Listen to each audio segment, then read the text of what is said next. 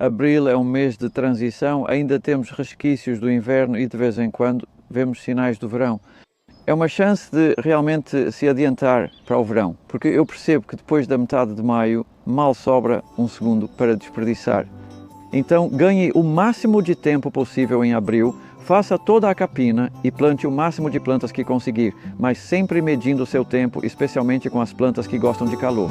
Abril traz ótimas colheitas e os vegetais perenes realmente mostram seu potencial, porque eles já têm um sistema radicular estabelecido, então conseguem impulsionar o novo crescimento em resposta à luz. E este ruibarbo, por exemplo, eu não forço meu ruibarbo porque não vejo necessidade, ele cresce tão bem. Eles são tão saborosos para comer sem forçar e, na verdade, você colhe mais se não forçar. Porque ele consegue acessar a luz, o sabor fica incrível. É uma variedade chamada Chimpali Early e não precisa de muita preparação para conseguir algo realmente bom.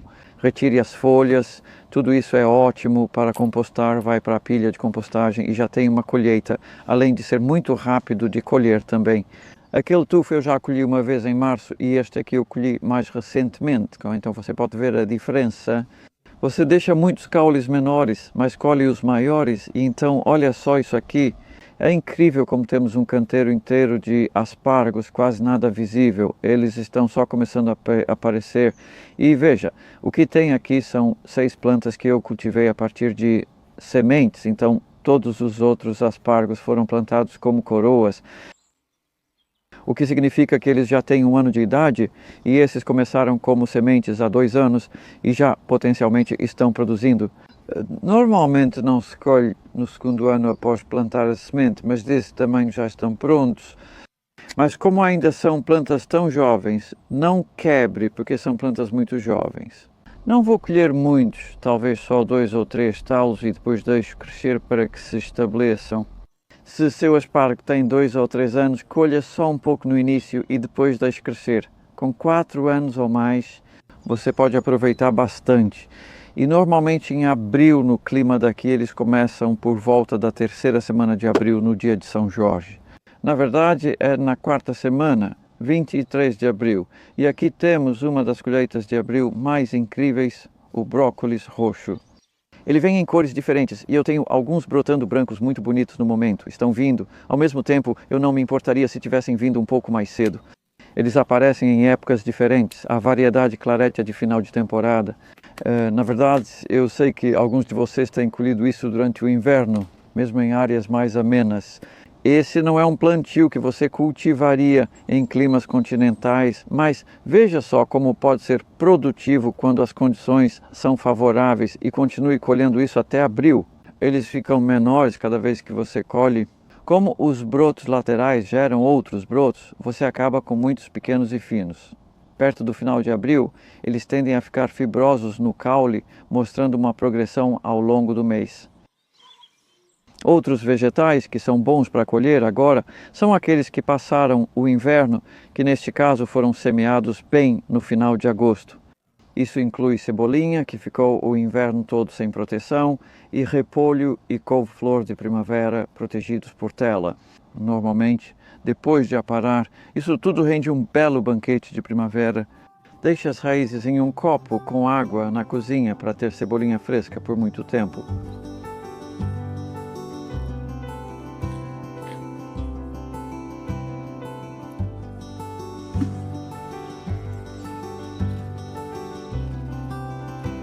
Muitas dessas colheitas maravilhosas que acabamos de ver começam a vida aqui, e há muito mais que você pode semear em abril.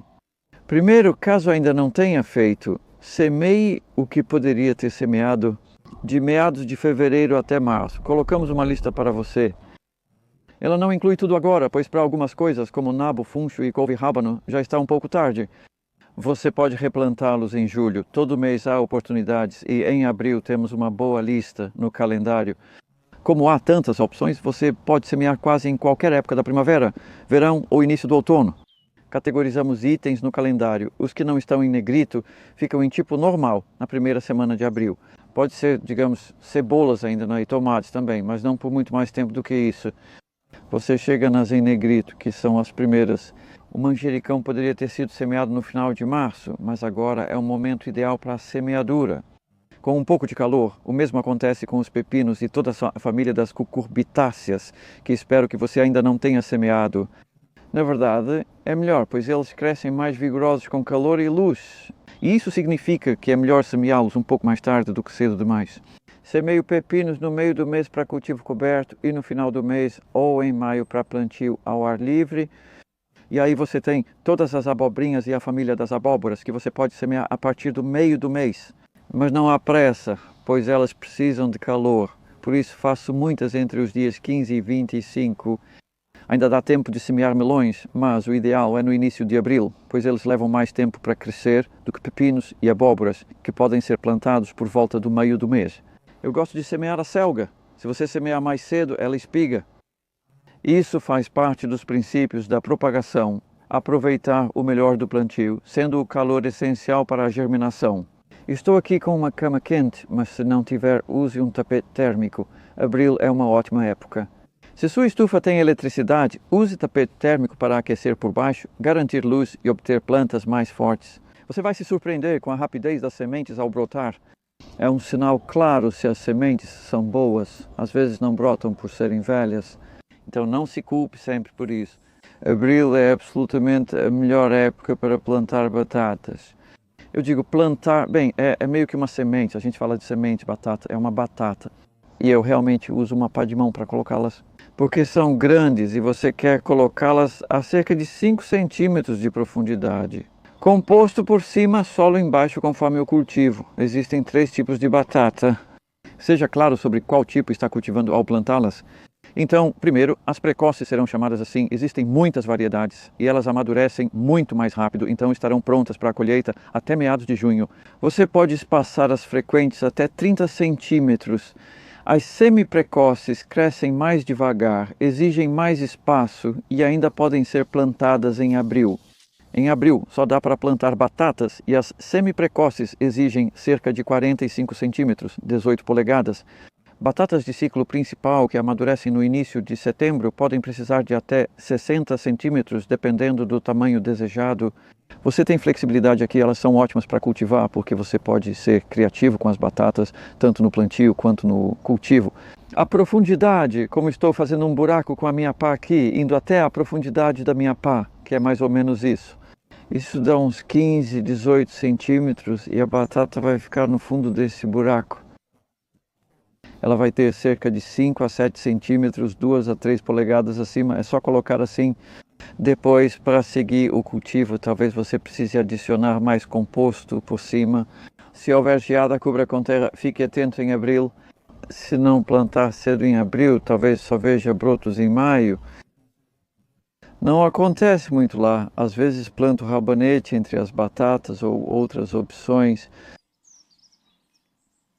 O transplante em abril é praticamente igual ao que era em março, mas com mais chance de sucesso. Agora temos mais luz e talvez mais calor, mas nunca é certo. Por isso quase tudo que você planta precisa ser resistente ao frio.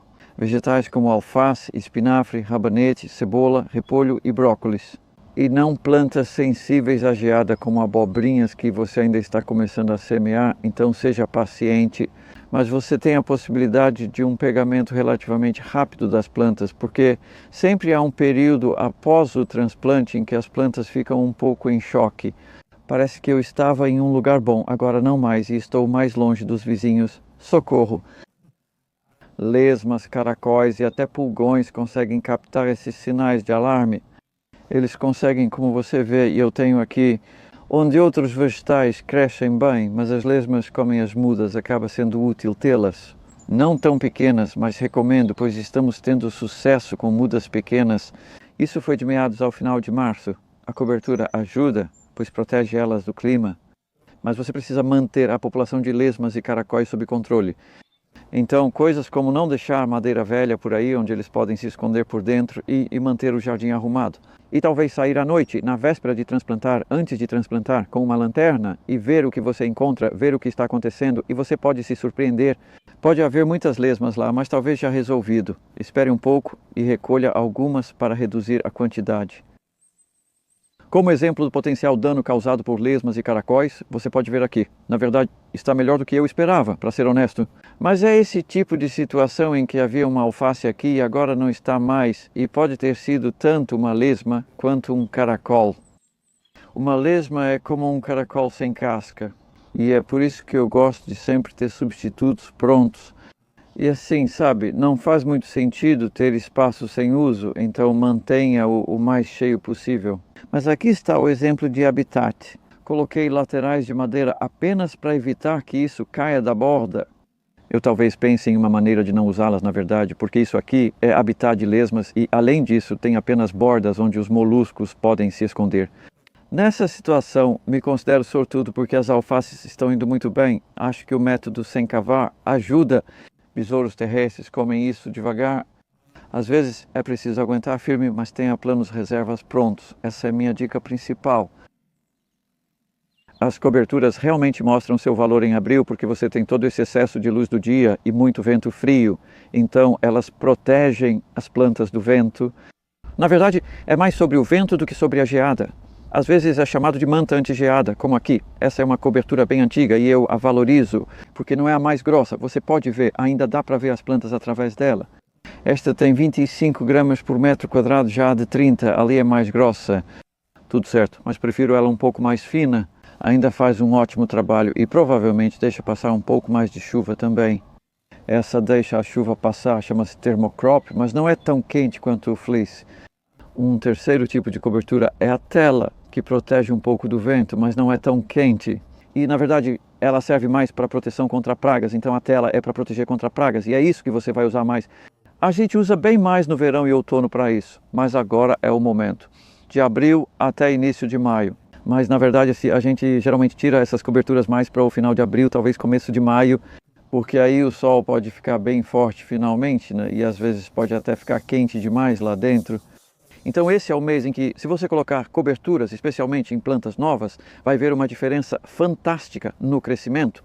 E usar arcos como esse pedaço de arame pode fazer bastante diferença para mantê-las longe das plantas, mas não é vital.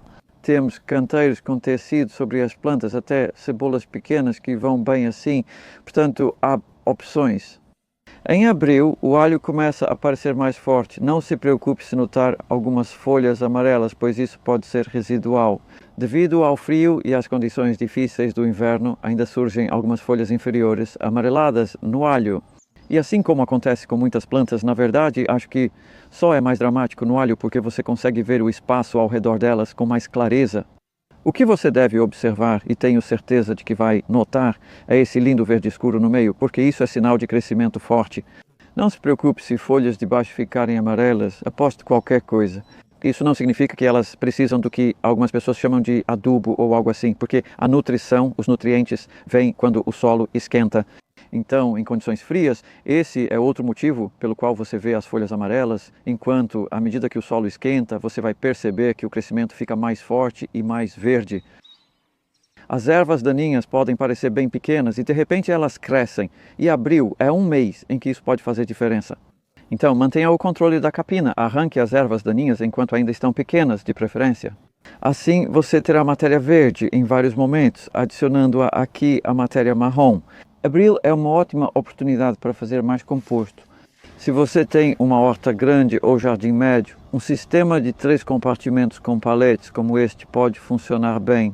Nós enchemos cada um dos 2 compartimentos de canto alternadamente e, na verdade, conseguimos composto assim depois de cerca de 8 meses e isso é muito bom. Eu fico satisfeito com isso. Então, não espere que fique perfeito, mas vai ter um valor fantástico. Fazer seu próprio composto é uma das melhores coisas que você pode fazer. É muito gratificante. Em abril, fique atento à última geada. Ou será que não é a última? Mas podem haver noites muito frias e você pode querer cobrir os brotos de batata, por exemplo. É um mês em que você precisa ficar um pouco mais atento. Ainda podemos ter alguns resquícios do inverno, mas é só seguir em frente. E principalmente as ervas daninhas. Eu enfatizaria mais do que qualquer coisa.